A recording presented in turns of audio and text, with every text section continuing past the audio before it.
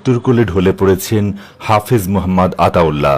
সোমবার 17 আগস্ট ভোরে পটুয়াখালীর সদর উপজেলার মৌকরণ ইউনিয়নের শ্রীরামপুর বাজার মসজিদে এ ঘটনা ঘটে।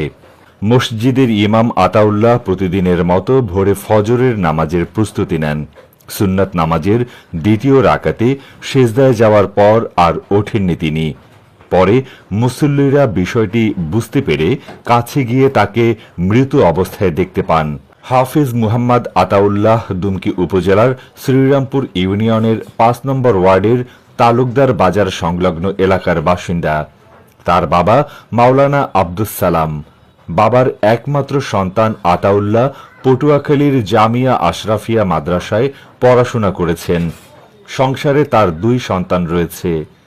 স্থানীয়দের সঙ্গে কথা বলে জানা গেছে, প্রায় ১.৫ বছর ধরে মৌকরণ ইউনিয়নের ওই বাজার মসজিদে ইমামতির দায়িত্ব পালন করছিলেন আতাউল্লাহ। নামাজ পড়ানো ও ধর্মীয় দায়িত্ব পালনের পাশাপাশি স্থানীয়দের সঙ্গেও তার ছিল ঘনিষ্ঠ সম্পর্ক। নম্র স্বভাব ও সুন্দর আচরণের জন্য মুসল্লিদের কাছে তিনি ছিলেন পছন্দের মানুষ। এক প্রতিবেশী বললেন, আতাউল্লাহ খুবই শান্ত ও ভালো মানুষ ছিলেন। সবার সঙ্গে আন্তরিকভাবে কথা বলতেন।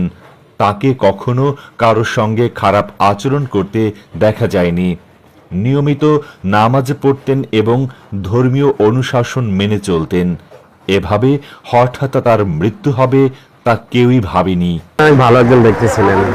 তিনি মারা গেছে মসজিদে ফজরের নামাজ পড়ানোর জন্য গেছেন এবং সুন্নত পড়া অবস্থায় সেজদারত অবস্থায় তিনি মৃত্যুবরণ করেন। মুসল্লির আয়েশা দর্শন করে তারপর মারা গেছে।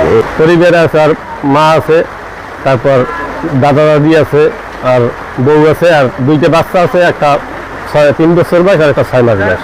এমনি ফজরের নামাজ পড়ছে, পিছনে উঠছে হেডবারে 2 রাকাত সুন্নত নামাজ 1 রাকাত পড়ছে, আর 1 রাকাত পড়তেন। এই অবস্থায় সেজদা অবস্থায় মারা গেছে। মারা যাওয়ার পরে আব্বা আমার কাছে ফোন দিয়েছে, আমার কাছে। আমরা গেছি জরুরিয়া, আমার চাচা গিয়া ডাক্তার দেখছে যে কি অবস্থা, পরে তো দেখা যায় নাই, নারী মারা এই গেছে।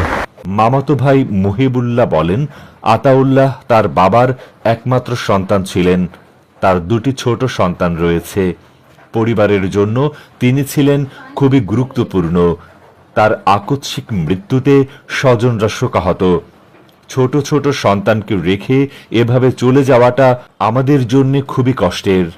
আতাউল্লাহর মৃত্যুর খবর ছড়িয়ে পড়লে মসজিদের মুসল্লি, স্বজন ও স্থানীয়দের মধ্যে শোকের ছায়া নেমে আসে। সকালে তাকে শেষবারের মতো দেখতে বাড়ি ও মসজিদে ভিড় করেন অনেকে।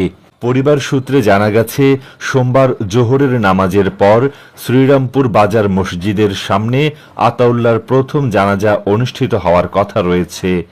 পরে আসরের নামাজের পর তার নিজ বাড়িতে দ্বিতীয় জানাজা অনুষ্ঠিত হবে। ডেস্ক রিপোর্ট, খবর পটুয়াখালী।